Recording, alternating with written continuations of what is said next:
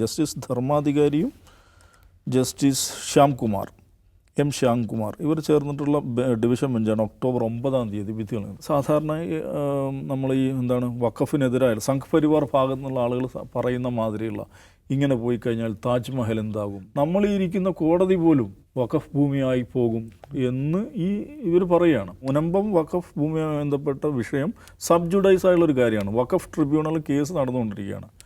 അപ്പോൾ അങ്ങനെ കേസ് നടന്നുകൊണ്ടിരിക്കുന്ന സബ് ജുഡൈസ് ആയുള്ള ഒരു കാര്യത്തിൽ വേറൊരാളെ കമ്മീഷനായിട്ട് വെക്കുക, കമ്മീഷൻ ഓഫ് എൻക്വയറി ആയിട്ട് ഒരാളെ നിശ്ചയിക്കുക എന്ന് പറയുന്നത് നിയമവിരുദ്ധമാണ് എന്ന് പറഞ്ഞുകൊണ്ടാണ് ഇദ്ദേഹം അത് റദ്ദാക്കുന്നു. ഈ നിയമനം, ഈ എൻക്വയറി ഓഫ് കമ്മീഷണറിൻ്റെ നിയമനം റദ്ദാക്കുന്നു.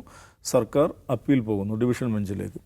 ഡിവിഷൻ ബെഞ്ച് ഇതുമായിട്ട് മുന്നോട്ട് പോകാം എന്ന് സർക്കാരിന് ഇത് കൊടുക്കുന്നു.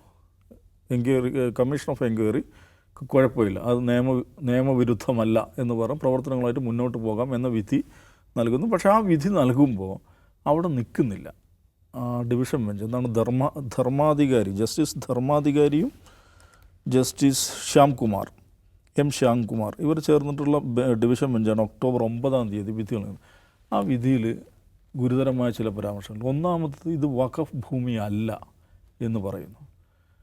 പിന്നെ കുറേ സ്റ്റേറ്റ്മെൻറ്റുകൾ സാധാരണ നമ്മൾ വഖഫിനെതിരായ സംഘ് പരിവാർ ഭാഗത്തു നിന്നുള്ള ആളുകൾ പറയുന്ന മാതിരിയുള്ള ഇങ്ങനെ പോയി കഴിഞ്ഞാൽ താജ്മഹൽ എന്താകും, പിന്നെ ചെങ്കോട്ട എന്താകും, നിയമസഭാ മന്ദിരം എന്താകും, എന്തിന് നമ്മൾ ഈ ഇരിക്കുന്ന കോടതി പോലും വഖഫ് ഭൂമിയായി പോകും എന്ന് ഇവർ പറയുകയാണ്.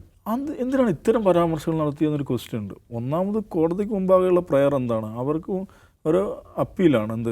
സിംഗിൾ ബെഞ്ചിൻ്റെ കമ്മീഷൻ ഓഫ് എൻക്വയറി നിയമവിരുദ്ധമാണ് എന്ന സിംഗിൾ ബെഞ്ചിൻ്റെ വിധി പുനഃപരിശോധിക്കണം, അല്ലെങ്കിൽ റദ്ദാക്കണം, ഈ കമ്മീഷനെ മുന്നോട്ട് പോകാൻ അനുവദിക്കണം എന്നുള്ളതാണ് പ്രയർ. പക്ഷേ അതിലാണ് അവർ തീർപ്പേൽപ്പിക്കേണ്ടത്. പക്ഷേ അതൊന്നും വിട്ടിട്ട് ഇത് ഈ വഖഫ് ഭൂമി അല്ല എന്ന് പറയുന്നു. പിന്നെ കുറേ പൊളിറ്റിക്കൽ സ്റ്റേറ്റ്മെൻറ്റുകൾ നടത്തുന്നു. അപ്പോൾ അതേക്കുറിച്ച് കേരള വഖഫ് ബോർഡ് മെമ്പറായുള്ള മായിൻ ഹാജി പ്രതികരിച്ചത് സംഘപരിവാറിൻ്റെ പ്രസ്താവന പോലെ തോന്നിപ്പോയി കോടതി വിധി എന്നാണ്. കോടതികൾ കീപ്പ് ചെയ്യേണ്ട അതിൻ്റെ ചില റെഡ് ലൈൻസ് ഉണ്ട്. ആ റെഡ് ലൈൻസിനെ മറികടക്കുന്ന പ്രസ്താവനകളായിരുന്നു, അല്ലെങ്കിൽ ഒബ്സർവേഷൻസ് ആയിരുന്നു അന്നത്തെ കോടതി വിധി ധർമാധികാരിയുടെയും ശ്യാംകുമാറിൻ്റെയും വിധിയിൽ നിന്നുണ്ടായത്. അപ്പോൾ അതിനെ ചലഞ്ച് ചെയ്തുകൊണ്ടാണ് വഖഫ് സംരക്ഷണ സമിതി അഗൈൻ സുപ്രീം കോടതിയിലേക്ക് പോകുന്നത്. വിശദമായ വാദം കേൾക്കാൻ വേണ്ടിയിട്ട് ജനുവരി 20 വെച്ചിരിക്കുകയാണ്. പക്ഷേ ഒരു ഇൻ്ററിം റിലീഫ് എന്നുള്ള നിലയ്ക്ക് ഇത് വഖഫ് ഭൂമി അല്ല എന്ന ഡിവിഷൻ ബെഞ്ചിൻ്റെ കണ്ടെത്തൽ റദ്ദാക്കിയിരിക്കുകയാണ്.